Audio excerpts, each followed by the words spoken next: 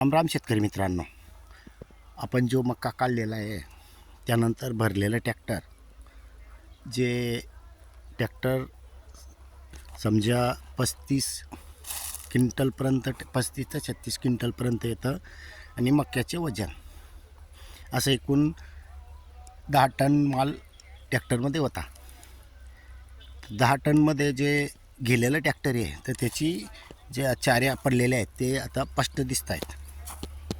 कमीत कमी 3-4 इंच खोल ट्रॅक्टर घुसलेलं आहे. आता जिथं टर्न होता तिथं भरपूर त्रास झालेला आहे ट्रॅक्टरला.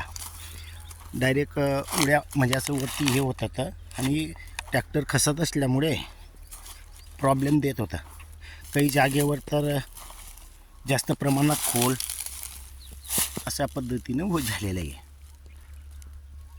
तरी शेतकरी मित्रांनो, इतकं कडक, आता समजा इतकं वजन गेल्यावर सुद्धा आपण इथे हात लावू शकत नाही, पण आपल्या जमिनीमध्ये तसं नाही आहे.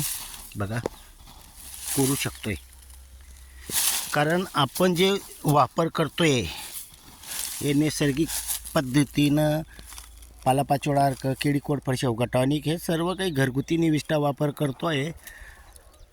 हे सार कल्चरमध्ये त्याचे हे फायदे आहेत. आता कधी बघितलं, आता इथे बघा कडक वाटतंय, पण ज्या वेळेला आपण इथं कोरू त्या वेळेला कोरलं जातं आहे,